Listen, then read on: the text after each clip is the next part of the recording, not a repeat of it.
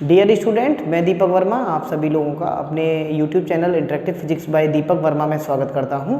कैसे हैं आप लोग बच्चों? आज है फ्लूइड मैकेनिक्स का लेक्चर नंबर 7 और आज हम लोग पढ़ेंगे पास्कल के नियम के अनुप्रयोग, यानी कि पास्कल के जो नियम हैं वो मैंने लास्ट लेक्चर में बताया था कि हमारी डेली की लाइफ में भी बहुत यूज़ होता है। तो ये पास्कल का नियम कहाँ पर यूज़ होता है, क्या क्या इनके अनुप्रयोग हैं, क्या क्या इसके एप्लीकेशन हैं, वो आज हमें डिस्कस करना होगा। That is very important. अब बच्चों मैं आप लोगों को एक चीज़ बता दूं कि पास्कल के नियम का हमारे जीवन में बहुत उपयोग है। जैसे आप लोगों ने देखा होगा हाइड्रोलिक ब्रेक की मैं बात करूँ, है ना, जो गाड़ियों में जो ब्रेक होते हैं वो पास्कल के नियम पर ही कार्य करते हैं। हाइड्रोलिक लिफ्ट जो होती हैं वो हमेशा और हमेशा पास्कल के नियम पर ही कार्य करती हैं। जैसे मैं आप लोग मेरे साथ हेडिंग लगाइएगा, पास्कल के नियम के अनुप्रयोग, पास्कल के नियम के अनुप्रयोग। अब इनके अनुप्रयोग क्या क्या है, जैसे मैं बात करूं हमारे एग्ज़ाम हमारे सिलेबस में बोले या हमारे लेवल पर जो है वो एक तो है हमें पढ़ना है हाइड्रोलिक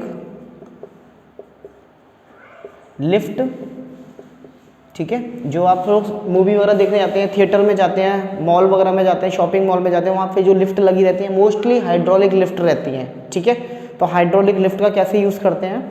और सेकंड नंबर पे अगर मैं बात करूँ तो आपका ये हाइड्रोलिक लिफ्ट के साथ साथ में अगर मैं सेकंड नंबर पे बात करूँ तो हाइड्रोलिक ब्रेक बोल सकते हैं इनको, या द्रव चालित ब्रेक बोल सकते हैं इन्हें। क्या बोल सकते हैं? द्रव चालित ब्रेक, यानी द्रव से चलने वाले ब्रेक, द्रव से चलने वाले ब्रेक, द्रव से चलने वाली लिफ्ट, यानी इसे मैं हिंदी में बोल सकता हूँ द्रव चालित लिफ्ट, द्रव चालित लिफ्ट।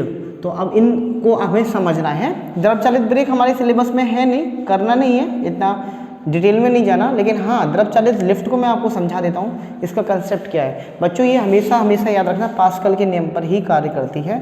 तो द्रव चालित लिफ्ट की बात करूँ या मैं हाइड्रोलिक लिफ्ट की बात करूँ तो उसके लिए क्या रहता है जी बच्चों, यहाँ पर हम लोग क्या रखते हैं, पाइप सिस्टम रखते हैं। ये हमारा पाइप सिस्टम है, ये हमारा पाइप है और यहाँ का कुछ क्रॉस सेक्शन एरिया हम ज़्यादा रखेंगे।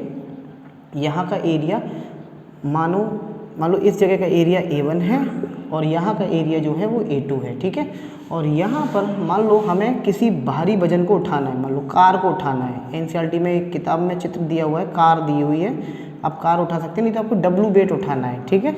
अब कैसे उठाएंगे, और इसमें क्या भरा रहता है, ऑयल भरा रहता है, ये जिसकी विस्कोसिटी श्यानता बहुत कम होती है, ये बात ध्यान रखना। अब ये द्रव है, ये क्या है, द्रव भरा हुआ है, तेल बोल सकते हैं आप इसे, ऑयल भी रहता है, ठीक है, ये भरा हुआ है। अब बच्चों यहाँ का एरिया A1 है, यहाँ का एरिया A2 है। तो मान लो अगर आप यहाँ पर F1 फोर्स लगाते हैं ऐसे करके नीचे की तरफ, जब आप नीचे की तरफ बल लगाएंगे तो ऑब्वियसली यहाँ पर क्लियर एक चीज़ हो रही होगी कि यहाँ पर ऊपर की ओर कुछ बल लगेगा। यार तुम सिंपल से आते हैं, साइकिल में हवा भर रहे हो तो इस तरह से बल लगा रहे हो, तो जो एयर जा रही है वो किस में जा रही है, ट्यूब में जा रही है। तो इस तरह से आपने बल लगाया, यानी बल लगाने से जो लिक्विड है वो आगे की ओर बढ़ेगा, आगे की ओर बढ़ेगा, आगे की ओर बढ़ेगा, आगे की ओर बढ़ेगा, और किधर फोर्स लगाएगा, ऊपर की ओर लगाएगा। यानी मैं बोल सकता हूँ यहाँ जो बल लगने वाला बल है वो F2 ऊपर की तरफ है। बताइए क्लियर है?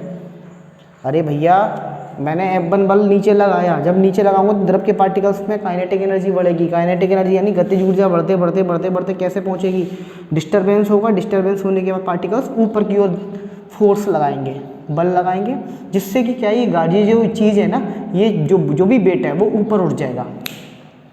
जैसे सिंपल एग्जाम्पल बताऊँ, जैक है ना, जैक का एग्जाम्पल है ना, कोई भारी चीज़ को उठाने के लिए, जैसे कभी मोटर व्हीकल कभी ख़राब हो जाती है हमारी 4 व्हीलर या 2 व्हीलर, उसको ऊपर उठाना है हमें मान लो, तो कैसे उठाएंगे, हाथ से तो उठाएंगे नहीं।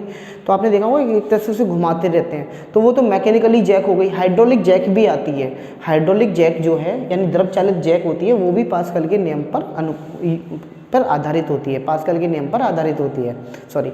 तो कैसे करेंगे हम उसमें कि उसमें हम प्रेशर लगाते हैं, एक तरफ से प्लंजर होता है वहाँ पर, बेसिकली पिस्टन प्लंजर्स अरेंजमेंट रहता है, हम प्लंजर से फोर्स लगाएंगे तो जितना लिक्विड होगा उसके अंदर काइनेटिक एनर्जी बढ़ेगी। भाई उनके मॉलिक्यूल्स के बीच में एनर्जी आएगी नहीं आएगी, तो एनर्जी आएगी तो वो क्या होगा, वो आगे की ओर बढ़ेंगे। जैसे ही वो आगे की ओर बढ़ेंगे तो दूसरे एंड पे पहुँचेंगे, दूसरे सिरे पे पहुँचेंगे, दूसरे सिरे पे पहुँचने के वो उस चीज़ को उठाएंगे। वरना ये बताओ अगर ऐसा नहीं होता तो ये पाइप फट जाता या नहीं फट जाता, अगर मॉलिक्यूल्स नहीं ऊपर लग पा रहे तो मॉलिक्यूल्स जब डिस्टर्ब हो रहे हैं, काइनेटिक एनर्जी उनके अंदर बढ़ रही है तो क्या होगा, वो किधर जाएंगे, उनको यही रास्ता दिखाई दे रहा है। अच्छा, यहाँ जो अरेंजमेंट रहता है ये मूवेबल रहता है, इस चीज़ को आप ना ये ऊपर नीचे खिसक सकती है आराम से, तो इस पर हमने बीट रख दिया। अब एक बात बताइए, पास्कल के नियम के अनुसार यहाँ जो जितना दाब होना चाहिए उतना ही दाब यहाँ होना चाहिए, क्योंकि पास्कल के नियम क्या कहता है, स्थिर फ्लूइड पर, ये स्टेशनरी फ्लूइड था, हर जगह प्रेशर समान रहेगा। तो इसको 0.1 दे दें और इसको 0.2 दे दें, तो बिंदु जो 1 पर दाब है मस्ट भी इक्वल होना चाहिए बिंदु 2 पर दाब। बिंदु 2 पर दाब, बिंदु 1 पर दाब कितना लगेगा, प्रेशर होता है फोर्स अपॉन एरिया, नहीं फोर्स लग रहा है F1, कितने एरिया पे लग रहा है A1 पर, ठीक है, इज इक्वल टू होना चाहिए F2 अपॉन A2। यहाँ तक ये बात क्लियर है, यानी मैंने बोला P1 बराबर P2 होना चाहिए, तो P1 बराबर P2 होना चाहिए, तो F1 upon A1 equal to F2 upon A1 होना चाहिए। यानी कि अगर मैं बात करूँ F2 को मुझे निकालना है कि कितना मुझे फोर्स लगाऊँ, तो मैं ऐसे कर सकता हूँ F1 अपॉन A1 गुणा A2,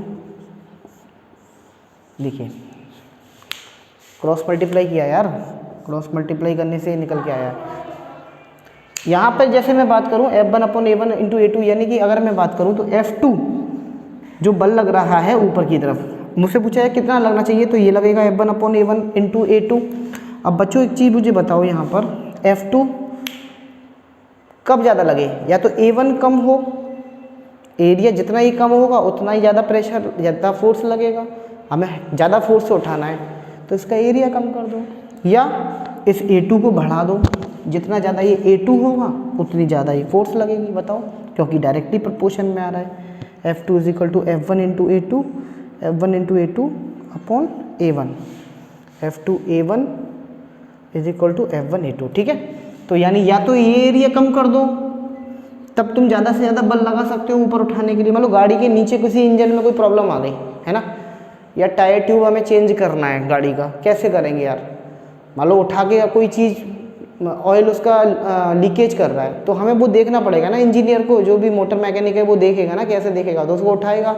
उठाने के लिए उसके पास यही ट्रिक है, या तो ये एरिया कम कर दे जो भी इसके पास ये मशीन मैकेनिज्म है, या फिर इसको ज़्यादा कर दे। तो ये बच्चों कहलाता है द्रव चालित लिफ्ट, हाइड्रोलिक लिफ्ट कहलाती है। अच्छा, मैंने बोला था शॉपिंग मॉल वगैरह में भी इसको यूज़ कर सकते हैं, जैसे छोटी सी छोटी, ज़्यादा बड़ी में तो खैर हम वैक्यूम प्रेशर लेके आएंगे वहाँ पर, लेकिन अगर हमें ज़्यादा मंजिल तक नहीं जाना, थोड़ी सी जगह पे ही हमें यूज़ करना है, इस प्रिंसिपल को लगा सकते हैं। हमें कोई चीज़ हमें उठानी है, ऊपर तक पहुँचानी है, हाइड्रोलिक लिफ्ट हो गया, वेरी इंपॉर्टेंट। तो ये था पास्कल के नियम का अनुप्रयोग द्रव चालित लिफ्ट। तो बच्चों आई थिंक मैं समझता हूँ आपको ये क्लियर हुआ होगा पास्कल के नियम का अनुप्रयोग। Thank you very much.